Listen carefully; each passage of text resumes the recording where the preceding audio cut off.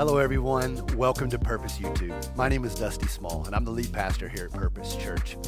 As many of you know, Purpose Church is a brand new church located right in the heart of Bossier City, Louisiana. We're so glad you're here to watch today's message. Before we get started, would you comment there in the chat section? Let us know your name and where you're watching from. Let me know what you're believing God for right now in your life and how I can pray for you. And one last thing, as God begins to speak to you through this message, would you comment there in the chat section? Let us know what God's speaking to you about. I'd love to go back and see how God's moving in your life. We hope today's message will encourage you and your family. There's an opportunity that I want to invite somebody to join me on the platform. I'm going to go over here and get a mic. But Sarah, would you join me? Sarah Artis, would you join me on the platform? Would you welcome Sarah as she comes? So I'm going to let Sarah introduce herself to you, but she has joined the church back in July, and I'll let her share who she is, what she does, and then I'll kind of come in and share a few thoughts about all that. Awesome. Thank you so much. Yes, my name is Sarah Artis, and my family started coming to Purpose Church in July, and thank you guys so much for being so welcoming to our family and just embracing us. We really appreciate it. And thank you, Pastor Dusty and Chantal, for giving me this opportunity to talk about the Shreveport-Bossier Rescue Mission and how Purpose Church fits into that. So the Shreveport-Bossier Rescue Mission was founded in 1955, and we are a ministry that serves men, women, and children experiencing homelessness. So we help them break that cycle of homelessness by providing them with a whole list of things. So we do classes, we do job training, we do all sorts of things. And the whole idea of our program is to point people to Christ, because we know that pointing them to Christ is going to be that foundation that helps to break that cycle of homelessness. So pointing them to Christ, and then of course those adulting skills, the job readiness foundation, and then of course financial literacy and things like that. So we have everything from a 7-day emergency shelter all the way to a 1-year New Beginnings program. So there's a lot that happens in there. So that's kind of what we do, but let me tell you why we do what we do. We believe and we know from what the Bible tells us, everybody has a Jeremiah 29:11. God has a plan for us. He has a purpose for us. You know, He's got a plan that's filled with good and not for disaster, to give them hope in a future. That's the reality. All of our guests that come into the mission have a Jeremiah 29:11. But we know, John 10:10, the thief came to kill, steal, and destroy, but I came to give you life and give it abundantly. God has a plan and a purpose for their life. And somewhere along those lines, those gifts that they have, those dreams that they have, they got stolen. And that's our job, is to help them rediscover who God created them to be. That's why we do what we do. Now, we know, just like at Purpose Church, ministry, there's a lot of things that happen in the walls, but there's a lot of things that happen outside of the walls too. So at the mission, that's very important to us to do outreach. One of the biggest outreaches that we do every year is Thanksgiving. We like to feed people, just like we do here at Purpose Church. So we will actually prepare 1,300 meals on Thanksgiving Day alone. 300 of those meals stay on site at the mission and are going to be served to our guests. The other 1,000 meals are going to go out into the community. So we partner with Community Renewal. They provide us with a list of households throughout the community. A lot of them are people that they serve through like Friendship House. We have people through like the Caddo Council on Aging, different people that would not receive a meal otherwise if it wasn't for the mission. So we're a small staff here at the mission. We have 17 employees. We do a lot, but guess what, guys? We can't pack 1,000 meals on Thanksgiving Day. And that's where Purpose Church comes in. So this is an awesome opportunity. Thanksgiving morning, y'all, it's amazing. It only takes 2 hours, and we flood the city with 1,000 meals in the community. This is my 13th year doing it, and it still never loses its awe. It never loses that magic. At the end of it, I just sit back in awe of what God has done. So I want you guys to be a part of that. We always try to partner with churches. We try to switch it up and not use the same church every year. So when we were thinking this year, my boss and I were talking, he goes, you know, you've talked a lot about that new church you've been going to. Reach out to them. So that's what we did, and Pastor Dusty and Chantal were totally on board with it. So we want to take Purpose Church outside of these walls, share the love of Christ on Thanksgiving Day. So there's all sorts of jobs on Thanksgiving Day. You could be helping to scoop sweet potato casserole. You could be helping to run the meals out to the street, because we're going to have cars of other volunteers that are lining up to help deliver those meals. And you could be helping us put the meals into the cars, lots of different things. Really, and this is a great way to get the whole family involved, elementary and above. So, I mean, this is a great way to get your kids involved in serving. Our family will definitely be out there. Not Michael. He's 3 years old, so a little too much for him right now. But we have some sign-up sheets in the back, and I definitely encourage you guys to be a part of that, because I promise you will be highly blessed. Thank you, guys. Right here for just a second, Sarah. So about how many do we need? So about 30 to 40 people. 30 to 40 people. What time on Thanksgiving morning do they need to arrive? Oh, good point. 7:45. So 7:45, and we're usually done and wrapped up by 10 o'clock. Yeah. And then there's some items that you're going to ask that we would provide. Tell us about some of those things. Right. So our church partners help to provide some of the to-go boxes that we use to send out the meals, and some of the cutlery kits, the ones that you get at Sam's that have like the plastic forks, knives, all that jazz in there. And then the tinfoil packets, what it is, it's just little tinfoil sheets that we put on top, because nobody wants your dinner roll to get all soggy and your pie soggy when you get it. So we think about those things. Yep. All right, so here's what we'll do. All right, so we're going to mobilize the church, and you're going to hear that word again in just a little bit, to help the mission accomplish its mission of feeding 1,300 families. So here's what I want you to do. If you're not a part of our Purpose Life page, can we bring up our Connect slide that has that QR code? If you're not a part of our Purpose Life Facebook page, there's going to be a QR code here in just a minute that they'll bring up for you. And you'll be able to scan this QR code, and then it'll take you to the Purpose Life page, where what we'll do is we'll begin to talk about that, and we'll strategize for who can bring what, so we ensure getting all the things that we need to do it that way. Amen? Mm-hmm. All right, can we give Sarah a hand clap? Thank you so much.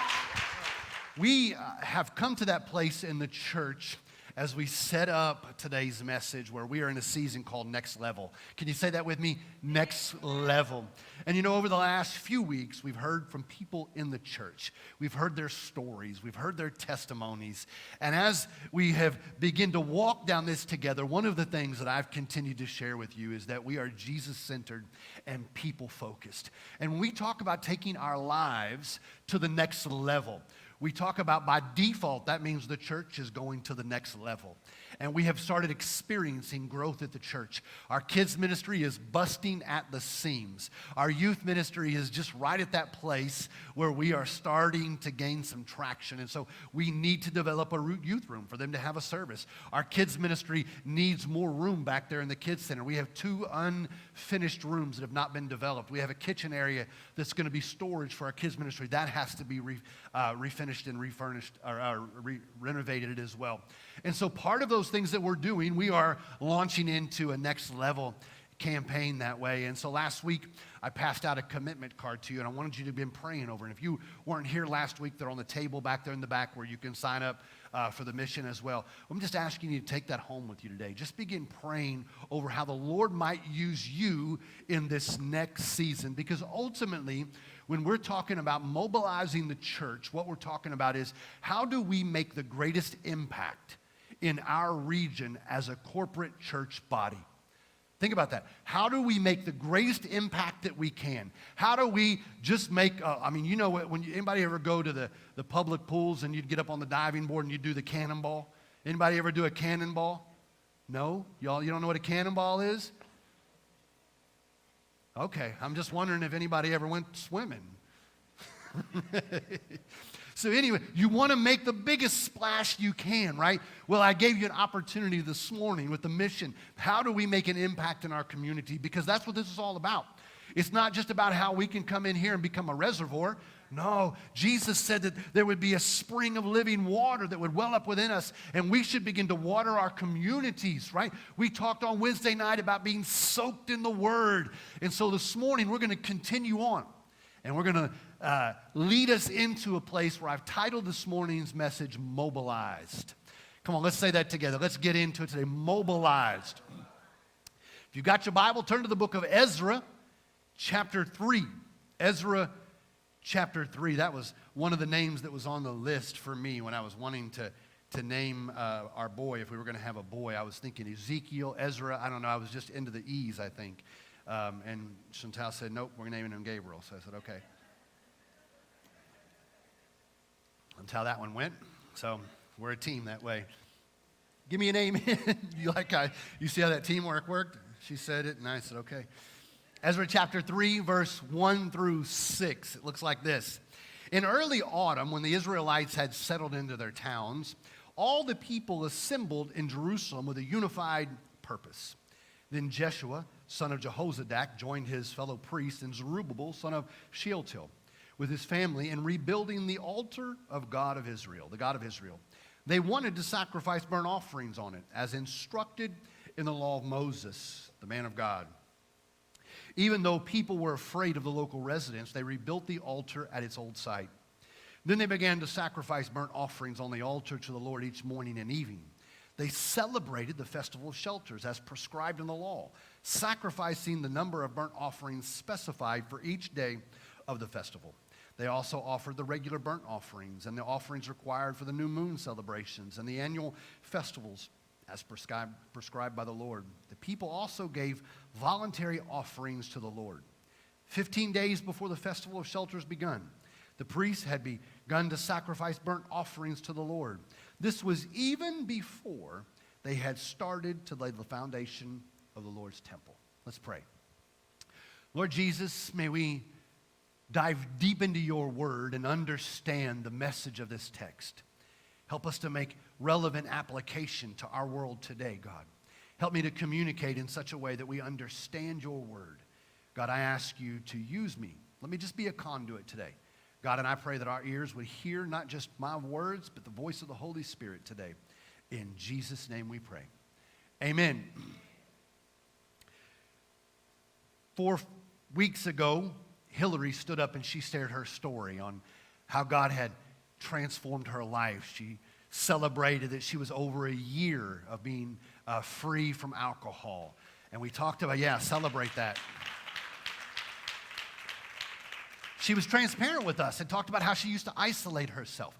Now she has just stepped all in, and she's leading a purpose group. She's serving, and she couldn't even envision herself being absent, right? She is constantly involved. And we looked at, can God use me?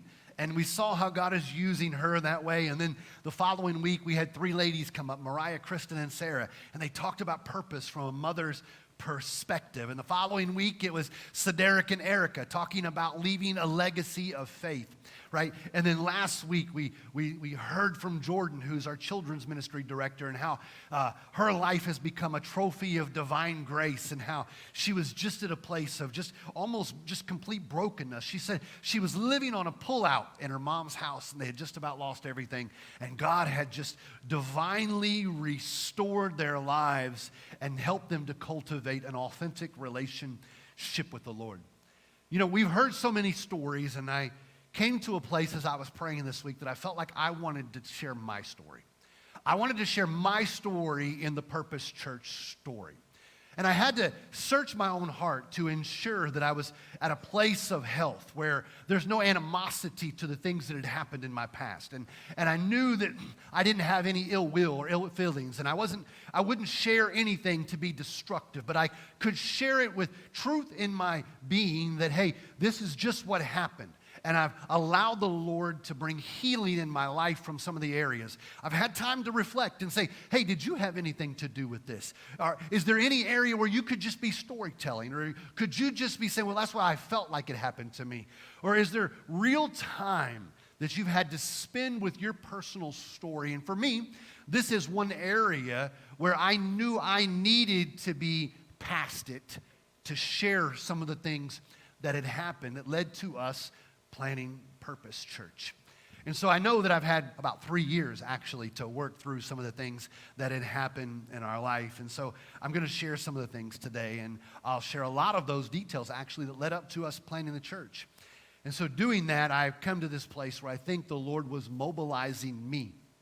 The Lord was mobilizing my wife to do something that was greater than we ever thought we could do, especially considering the circumstances that I was in. Have you ever been in a place where you felt like your circumstances were so overwhelming? You felt like you were exhausted. You felt like that you were just in this vicious cycle that just never seemed to end. And in the midst of it, I tell you what you're not thinking about, right, is, God, you're going to use me to do extraordinary things. God, this situation is going to mobilize me to make a great impact in my... No, you're really just thinking about, how am I going to get through this? When is this ever going to end? And I know that I was in that place this morning and this past week. I used to do, because Chantal, she would inspire me, but I couldn't do it. She's a journaler. She would just journal and write all this stuff down. And I tried it, and it wouldn't work for me. And I felt a lot like David when he went to Saul, and Saul tried to give him his armor, and he put it on, and it didn't fit him well, and it just wouldn't work for him. And David's like, I can't wear this. I can't do it. It doesn't work for me. And her journaling techniques would not work for me, and I always felt less spiritual than her, because she could just journal to the Lord, and it just felt like she was just talking to him right there. And I'm like, this ain't work. First of all, I don't even like to write. Right? And then when I'm done, I can't even read it really anyways. You know what I'm saying? So I'm like, what good is that? So I started using the voice memos on my phone, and I could date them, and I could just start talking, and I could just share where I was at. And the cool part about it is not only was I able to just talk in and share my story, I started to hear the tone in my voice. I started to be able to sense when I was looking back. I was like, man, it brought tears to my eyes on some of these things, because I realized the kind of depression that I was in. I realized some of the anger that I was dealing with, because I could hear the tone of voice that I was using. I actually thought about, I'm not ready to go kind of that personal with you this morning, but I almost thought I'd pull up some of them and play it into the microphone for you so you could get a glimpse into it. But I'm just going to tell you the stories that way, and we'll work that way. Ultimately, what am I telling you this for? Because I want us as a church to realize that God's story in you is going to be used by God to make an impact in the lives of those around you. God is mobilizing you. And part of the mobilizing is forming you, shaping you, developing you, helping you to press through things you never thought you could press through. And when He does this, He uses it to make an impact in the region around us. I want you to know this, that as we hear this story in the background of what was going on in the lives of the Israelites that Ezra is writing about, they were painful, but the story was never wasted. Can I tell you that your story may be painful, but it's never wasted? The Israelites had been in captivity in Babylon for almost 70 years. And they were there because they had forsaken the Lord. But I know that during the captivity, there was a time that they felt like the Lord had forsaken them. And isn't it interesting, though?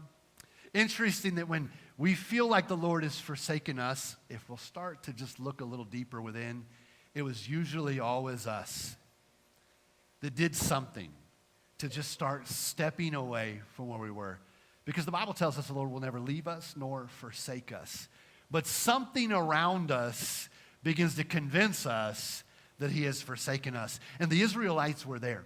They had actually walked away from God. They had started to worship other gods, and they had started to worship idols, and they were doing what was right in their own sight. And eventually the Lord had turned them over to this. And the Babylonians had come in under the rule of King Nebuchadnezzar, and they had deported multiple groups of people off to Babylon. They were there in a foreign land, hearing languages they couldn't understand.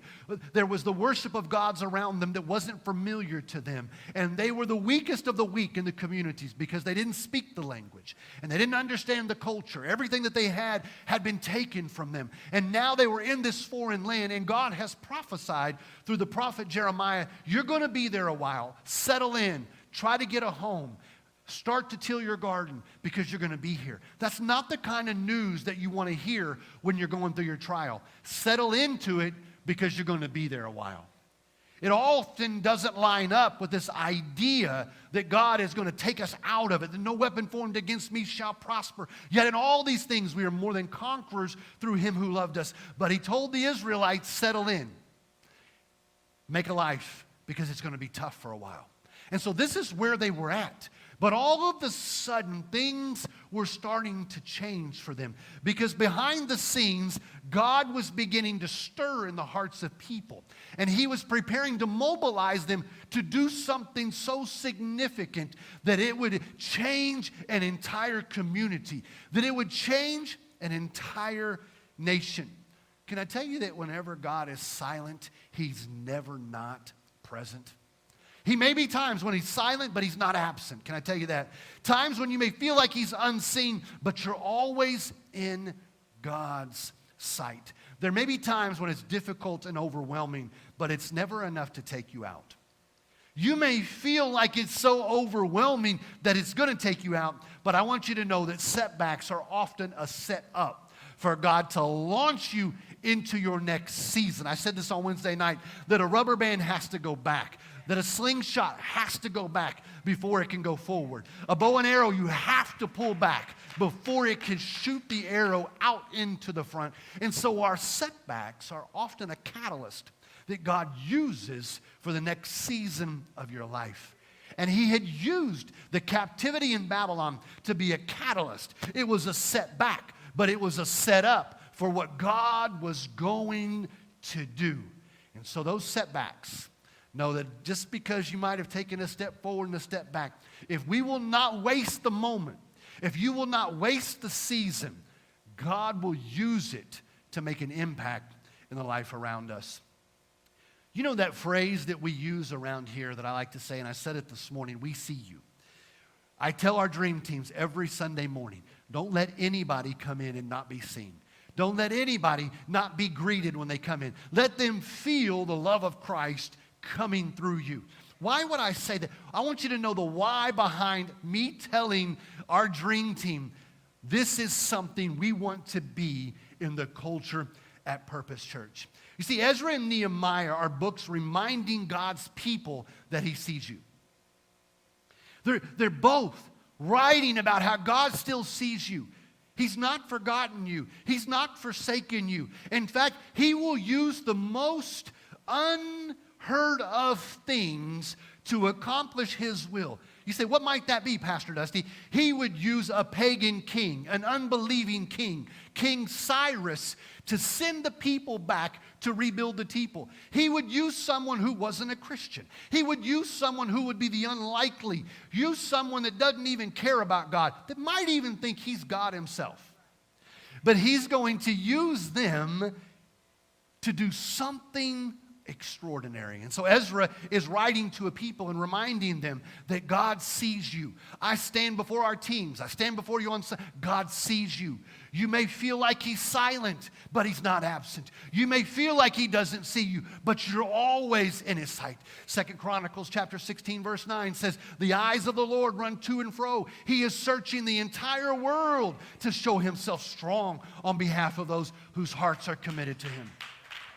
Psalm 139 says he knows when you sit, he knows when you stand. It said he goes before you and behind you. He places his hand of blessing upon you. There is never a moment that you are not in the vision of God.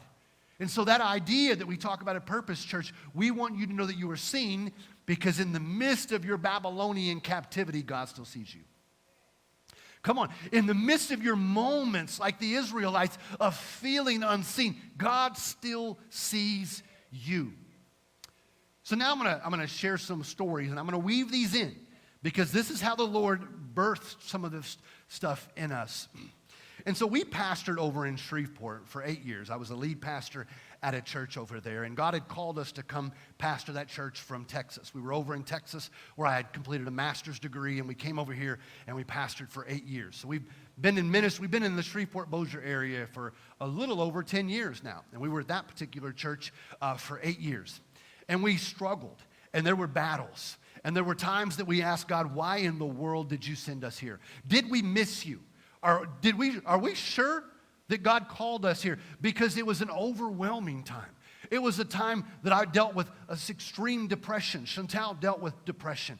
And we wondered if we really heard God because of how bad and difficult it was at times. It felt like no matter what we did, we couldn't do anything right. One of those stories that led us to a place that we see you. I can remember Chantal and I, if you don't know, Chantal is Puerto Rican. She was born in the Bronx. Her family's from New York City, and she married a country boy from southern Indiana who grew up out on the farm, right? And so there are some cultural differences that you hear me talk about from time to time when we talk about our relationship. And so one of the reasons we celebrate diversity is because we are a diverse couple.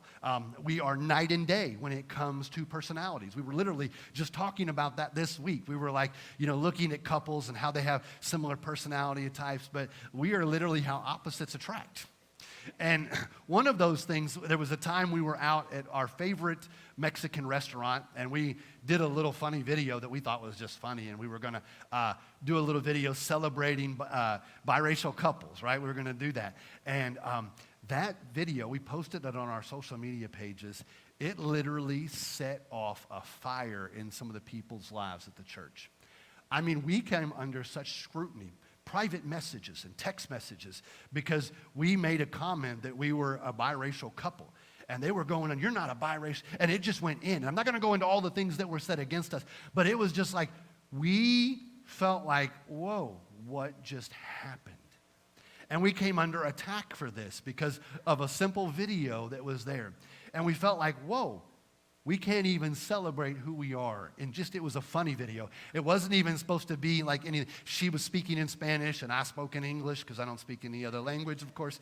But it was something that was turned and came back. Because you know what? Here's what I've learned, fault finders like to try to find a fault. If you're looking for something, you'll find something. And if you're already offended, you're going to be offended when it comes somewhere else. And this was one of those moments where we felt like nobody would see us for who we were. And I felt like I had to perform, and she had to perform, and she had to pretend that she wasn't who she was. And we couldn't celebrate that because maybe that was whatever. I'm not even going to try to put words in somebody's mouth. It was just an issue, and we felt like we weren't seen. I can remember a time that anybody ever heard of worship wars in church? Anybody heard of, they have the wars in church over what type of music they sing in church. One group wants to sing hymns. One group wants to sing gospel. One group wants to sing contemporary. One group wants the volume down really low. One group wants it up really high. Come on, you with me this morning? Those are called worship wars. And some people take it really serious. And I mean, they mobilize their team, their army to accomplish this. And I can remember a season in the church where they used to download the decibel readers on their phone. And they would walk around in the sanctuary. You think I'm crazy. I'm kidding. I am not kidding. They would walk around checking the decibels, blowing up my phone. It hit this one today. Thank you. I would get my phone calls in the church service and text messages. Thank you for having the volume up so high today in service. We had church out in the foyer. Thank you, Pastor. And things of that nature. Then finally, it would continue to progress where I'm like trying to figure out how to diffuse the situation. I called one of the ringleaders in, and we were having a meeting with another person. And one of the things that she said to me was, "You're just not a good pastor. You're just not a good pastor. You don't listen to anybody. You don't," and just laid into me like this. And then, please, I'm not trying to stir anybody up this morning, but I'm trying to tell you my story. Again, I say it with, there is no ill feeling. The Lord has healed me, and I mean that before Jesus. Like totally, like I'm over it. Part of that, though, I'll say this because I want to really teach through this. Part of that has been because God did replace some things in my life that were very meaningful to me, and that was ministry.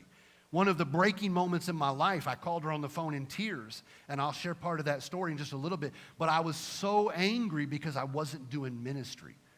I was so angry because God had radically saved me, and I wasn't doing that anymore. And all I was doing was being Mr. Fireman, putting out one fire after another. And so in this particular situation, that's what I was trying to do. I was trying to diffuse the. I wanted her to be heard. And I took notes, and I listened to everything that they said. And I started going into my worship team, and I said, here's what we're going to do. Every week, I want to tie one of these songs in. I was trying to demonstrate, even in her telling me, hey, you're not this, you're not that. You talk about feeling seen. Like, this wasn't even about, I wasn't even a person anymore. If you have that kind of boldness to come in and just say, you're just not a very good pastor. Like, that's one of those moments that make you feel like you're not seen. The other one that really would get to us a little bit was like the repeated statements, you're not from here. You don't understand. You're not from this area, right? You're a Yankee. I mean, I like the Yankees, but I get it. But it was like, that was something that I promise you, if it was said once, it was said 1,000 times. And it was constantly not this idea of making me feel like I could be, first of all, I was the pastor, okay? Like, I don't ever put myself up on a pedestal, and you know that around here, right? I tell you, I walk the same streets. I don't ask for any special attention. You'll never, ever see that from us, right? But there is an element that I have a role. I'm the lead. I wasn't an associate pastor. I was the lead pastor of the church, right? And here's the other thing. I was voted in by the church, so it wasn't like you all voted me in here. Come on. So when God was bringing us through this stage of healing through some of these things, one of the things that we wanted in the culture of Purpose Church was that nobody would come into this church and ever feel like I was made to feel in that season. Because we knew that there were things that we were going through that had become an epidemic in the church. That people didn't feel a certain way. That people didn't feel welcome. That they didn't feel seen. And so we said, we're going to change that at Purpose Church. And so you wonder why we do this? This is a part of our story, right? This is part of what God was doing. Next thing I see in our text was not only was God mobilizing and using some of the past pains of Babylon to bring them to a place of change and mobilizing them. One of the things that sticks out to me is that they were all assembled together. They had a unified purpose. Say that with me. Unified purpose. Look at the text. It says, in early autumn, when the Israelites had settled in their towns, say all with me, all the people assembled in Jerusalem, look at this, with a unified purpose. One of the things that we say to you on Sundays is that we want 100% participation. This next level is that we're all going together. They all assembled together in Jerusalem. And how did they assemble? With a unified purpose. Now I want to take you into part of the story that led up to where we were at, and it really came to a breaking point in the Christmas of 2019. We were at a place where we just really had felt like we had enough. Never would I ever say that I was going to quit ministry, but I can tell you I sure felt like it at times. Never did I ever felt like that God didn't love me, but there are sure times when I wondered, why is this happening like it was happening? Can I just be real with you on that? And it was Christmas of 2019 that we were taking a trip down to Orlando, Florida. We were taking a longer vacation than we had ever taken. It was sometimes very difficult for us to even get away because almost every time away, and she can vouch for this, something happened to where we were dealing with problems while we were away. And not only were we dealing, there were multiple times that we came back early from vacation because there were fires to put out. This was Christmas 2019, same story. We were taking an 11 or 12-day vacation. We took my mom with me. We took Chantal's mom, and we were trying to get away to just get our life back, in a sense. Sure enough, it is December the 30th, and I believe Sunday was December 31st. And my phone starts blowing up at about 11-something at night, and there's a problem. And somebody is just going, I mean, it's just boom, boom. And we're like, how? You can't get away. We just, like, no matter what you do, you can't get away from it. Maybe you can connect with it. Maybe you've ever been through something, and you just felt like everywhere you turn, there it is. You know, you can't, you just want to go hide under a rock. Am I the only one that's ever been there? You know what I'm saying? You go through some stuff sometimes, and you really feel that way. Please, don't anybody, I don't want nobody feeling sorry for me. I'm not looking for none of that. Like, I just want to be real with you with my stories, and I don't want to manipulate. I am not that kind of a man. I'm just telling you facts. In fact, that's my personality type. I'm very unemotional. Like, she's working on me all the time. For your facial expressions, like, I leave emotion at home, and I'm just like, tell me in bullet points. I don't need all the fancy stories. Just give me it like that. Give me the subpoints, just we'll work on it that way. So one of the things that we had decided to do was that we were praying about if God would really release us from our assignment. We never wanted to be in a place that we would be released because it got hard or difficult because mama didn't raise no quitter. And like, we ain't quitting. But we said, well, let's go pray about it. Let's ask the Lord. That was one of the things that we were doing. Coming back January, like the 2nd, 2020, and we both were talking about it on the way home, and we said, you know what, really feel like the Lord is going to release us soon in 2020. Well, it got worse in 2020. Right? The pandemic hits. We're dealing with just everything turning crazy. September, we are in a place where we're in quarantine. Some of you have heard this part of the story before. The moment that we came out of the quarantine and go back, Monday was one problem after another. Tuesday was one problem after another. Wednesday, I'm calling her on the phone and saying, I am done. I am done. I don't want to go preach tonight. I don't want nothing to do with those people. I don't want nothing to do with those church. I don't think my heart is right. I am like overwhelmed with this. And she's like, no, you can't quit. We got to pay bills. You know what I mean? She's like, no, you can't. And I'm like, I'm not quitting, but I want to quit. Come on, let me vent a little bit. I need you not to fix my problem. Just hear me out, because I'm always trying to fix hers. I'm messing. But I'm in this moment to where, like, I just feel like I've had enough. I'm at the breaking point, and I'm in tears. I don't want to go, I'm sitting out in the parking lot. I don't want to go pick the kids up from school because I got to get it all together, right? And then it was that Friday, 2020, that she goes and has coffee with someone. We had been in a place where we were trying to figure out what was going to happen. District leaders had come to us in May of 2020, and they're like, why don't you just step out, plant a church? Why don't you guys, do that? You need to father your own church. She was like, no, Dusty, we are not planting a church. I know how much work that is. She was like, no. So I'm putting resumes in during this time. Everybody's denying me. I'm starting to apply for stuff that I'm overqualified for. They're denying me. I'm starting to think I'm a failure. I can't even get into a place that I know I'm overqualified for. I'm literally trying anything. I'm not even trying to be a pastor anymore. I'm just like, let me go be a campus pastor. I don't even have to be a lead pastor. Everybody's denying me. I'm like, this is messing with my self-esteem. I didn't even tell her all the people that denied me. I just said, okay, I'm not even talking about it anymore.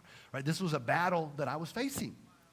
And then, as that built, we said no to the church plant. Every situation that was we thought maybe there was going to be an opportunity for us to go somewhere else. I thought there was a church out in California that was going to hire us. That fell through. And then we're just at this place now in September that we feel like life is unraveling. At least I did. I'm angry a lot. I'm depressed a lot. I'm discontent a lot. And I just don't know what the answer is because I can't fix it myself. And I had to really just be still and know that he was God.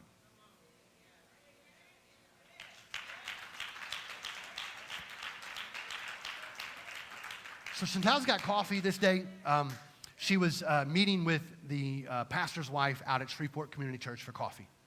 And during that little coffee meeting, you've heard part of this story as well, Denny Duran, the lead pastor of Shreveport Community Church, happens to walk in and he sees her.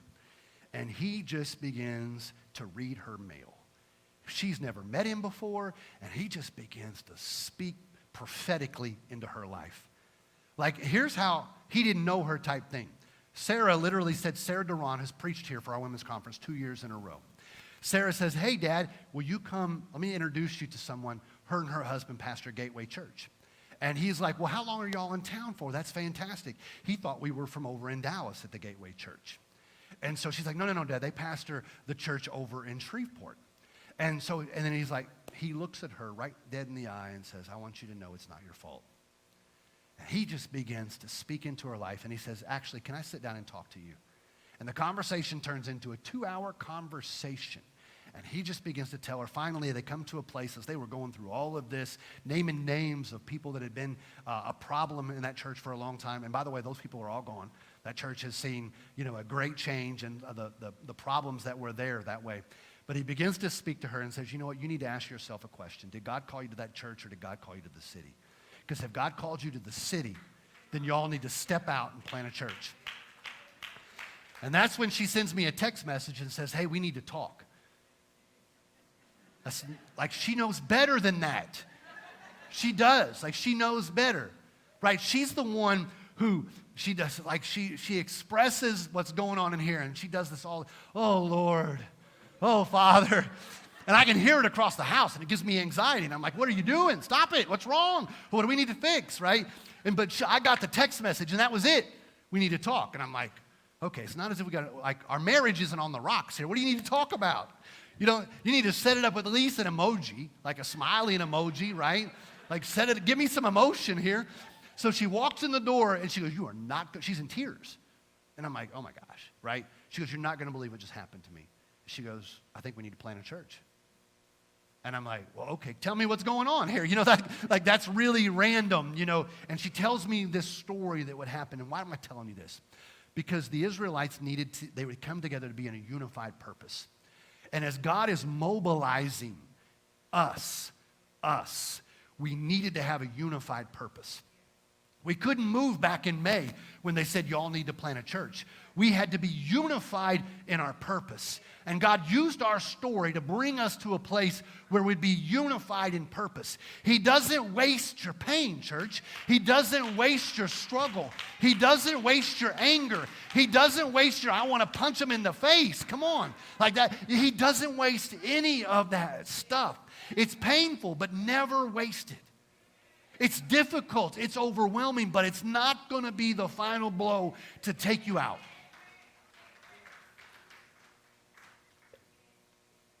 And so we knew that if we were going to go do this, we had to be together. We had to be on the same page. And I've never been the kind of husband that I've said, wife, submit to your husband. I've trusted the Holy Spirit and His leadership in me to be the kind of man of God in our home that if there's a situation, He's going to put us on the same page. I don't have to force her. If she's surrendering her life to Jesus and I'm surrendering my life to Jesus, guaranteed it's not going to be Dusty's will be done or Chantal. He's going to bring us together. And I had to just put the brakes on, even though I thought it sounded like maybe, I don't know, plant a church. It sounded like an answer to, like, I'm going to be honest with you again. Let me take you back to October the 3rd, 2002. They busted in the door. Somebody comes up to the jail, the man I told you that led me to the Lord, and he starts telling me about Teen Challenge, right? That sounded like an answer to get me out of prison. I mean, I did want to change, don't get me wrong, but it sounded like you might not go to prison for 40 years if you can get in here and convince a judge that you want to change your life. And planting the church in that moment, it sounded like an answer to get me out of my mess, even though it wasn't the will of God in that particular moment. It was going to be the will of God, but He had to walk me through some stuff to prepare me. Come on. To mobilize me, He needed to work me through this stuff. As Jeremiah says, right? He is the potter, and I am the clay. If you'll just stay on the wheel, if you'll just let Him form you, He's going to use your situation to make an impact somewhere, some way. And I'm just standing here looking out on the impact right now, and this is just the beginning. This is just the beginning of what God has birthed. So He's got to unify us, right? Not only did He unify us, but it's got to be our purpose. What is our purpose? See, look what it says there. They wanted to sacrifice burnt offerings on it. I wanted to do ministry. I didn't sign up for being a fireman, although that comes with the territory sometimes. I wanted to do ministry. I wanted to be a real pastor that walked with people through real life struggles. I wanted to use the things that God was doing in me to put in other people. I knew that it was bigger than us. I knew that there was a city, a region that needed an authentic relationship with God. I knew there was a people that were tired of religion, that was tired of the way it had always been done. They were so sick and tired of hearing that phrase, that's just the way we do it around here. And you thought God is a God of a new thing. God is always doing a new thing. This is a new day and a new thing. And you were just like, it just doesn't even sound biblical. And so our purpose was to create a life-giving culture where people could come back to church, people that had been run off because of religion, people that had been run off because of racial issues, people that had been run off because of the hypocrisy from the platform, the people that they're looking for something. They're hungry for good Bible teaching. They're hungry for a place where they could come in their brokenness and allow God to heal them in the midst of a community.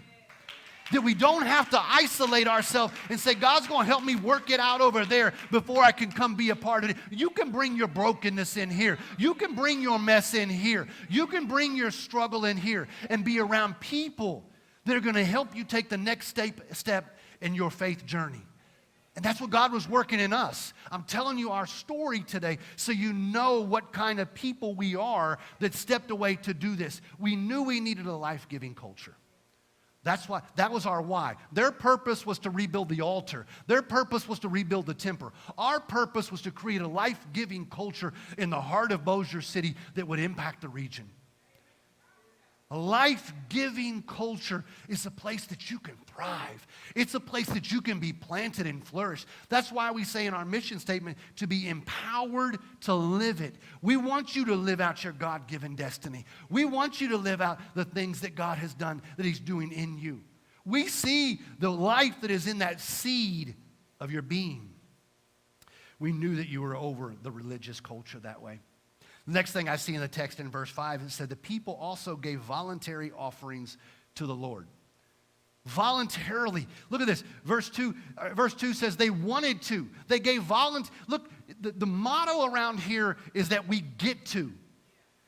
They saw an opportunity and said, we get to do this. It was voluntary. It wasn't Ezra standing up and saying, you're going to give 10% so we can accomplish the next level at Purpose Church. No, Ezra didn't say you're giving 10% because we got to rebuild the altar. We're going to need more than 10% actually because we got a lot of work to do. Not only are we going to rebuild an altar, not only are we going to rebuild a temple, but we got to rebuild the walls. It's going to take a lot, y'all. It's going to take your time. He didn't get up and say, no. He told them what they were going to do. They responded by saying, we get to be a part of this. We get to be a part of a nation that is going to birth Jesus, and He's going to change the world. It was so much bigger than them. Purpose Church is so much bigger than us. And so they made it a matter of priority. Why did they make it? If you're voluntarily, it's a matter of priority to you. If I get to, it's because it's a matter of priority. I get to serve people. I don't have to do this. Right? I get to do this. We leave every Sunday about 2 o'clock. Right? I'm here at about 5:30 every Sunday, and I leave it. I get to do that. I can't wait to get up on Sunday. I don't want to get up at 5 o'clock every day, but I don't mind getting up at 5 o'clock on Sunday. I get to do this. We felt it was bigger than us. And I feel like that there's so many situations that we've seen in the local churches that have become that epidemic, and people are just hungry for something genuine. Next thing I see in our text, and I'm about to bring this to a close, is that they had to take a step of faith. If you're going to go to the next level, you're going to have to take a step of faith. We had to take a step of faith. I don't know if you've ever been in that place, but whenever I turned in a resignation, I was stepping away from the primary provider in our family, and I was stepping away from a full-time salary. I went 8 months with no direct deposit. 8 months. We said we're not even taking a salary from Purpose Church until we know this church is starting to show signs of strength and stability. So while we were doing all of the church planning stuff, and even while this church, I'm over here hustling on the side to provide for our family, right? Because I get to do that, right? But I had to take a step of faith because it wasn't going to make sense. How was I going to pay our mortgage? How was we going to pay our car payments? How was we going to pay our insurance? How were we going to send our kids to school? How are we going to buy clothes? How are we going to do all these things? And so look what they did here. Verse 3. Even though the people were afraid, it says, even though they were afraid of the local residents, they decided to go ahead and do it anyways. Look at verse 6. Even before they had started to lay the foundation of the Lord's temple, they did all of this. Before there was even a foundation, we're going to build the altar. You would think you'd build the temple and then put the altar up. No, they were getting the altar first. Why? Because they were going to get their praise on. They were going to get their worship on. They were going to get their gratitude on. Before they ever even started to build the magnificent temple, right, they were going to build the altar. They had to do it in faith. I had to say, whatever's going to happen, God, if I got to be just like Jordan's husband was, and I got to go get my lawnmower, if I got to go from house to house and see if I can cut somebody's yard, we're going to do this because I felt like God had spoken and it was bigger than us. See, faith acts before you see it. They hadn't seen the temple rebuilt. They didn't see all of it happen. But faith says we're going to act before I see it. Proverbs 3, 5, and 6 says this. Trust in the Lord with all of your heart. Do not depend on your own understanding. Seek His will in all you do, and He will show you which path to take. God showed us what path to take because we said we'll trust you with all of our heart. We're not going to lean on our own understanding. It don't have to make sense on paper. You don't have to have enough money in the bank. You don't have to have enough resources. You don't even have to have any people. We didn't have no people. We had no money. We didn't have no building. We didn't have no EIN number. We weren't registered with the Secretary of State. We didn't have any of that stuff. We just had a word from the Lord. We just had a word from the Lord. I'm going to invite the worship team to join me on the platform. This is our next level story. That's why I'm sharing this. I'm just saying that the Lord has brought us through some things, and what the enemy intended for evil, the Lord can use for good.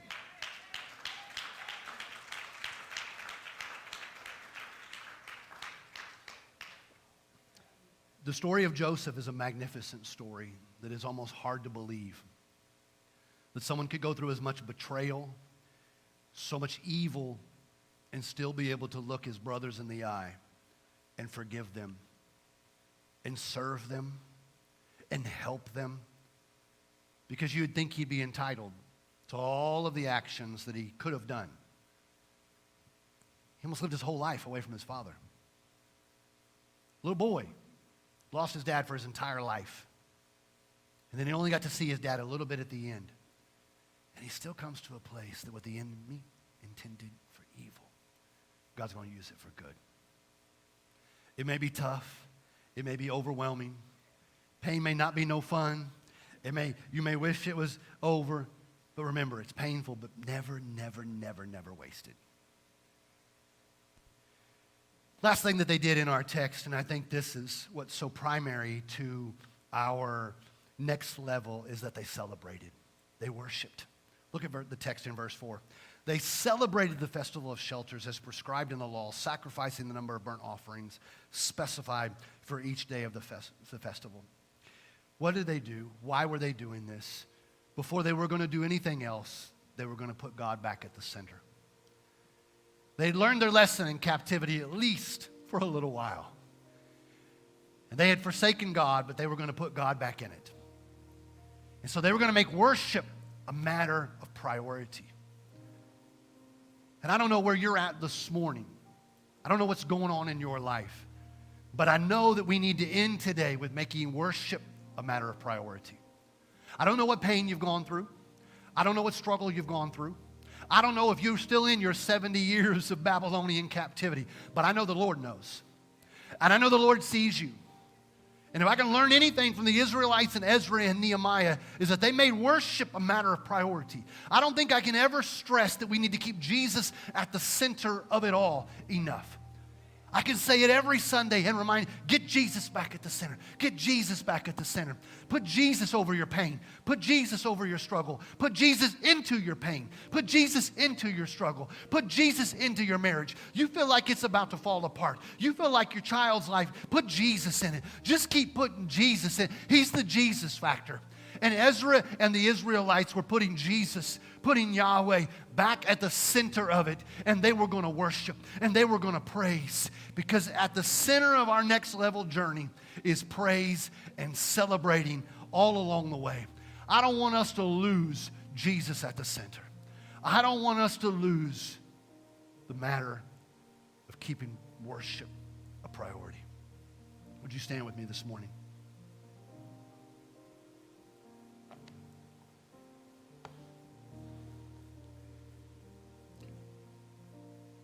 Even in the midst of pain, I'm excited about what God is doing. I'm excited about what the Lord is doing in your life.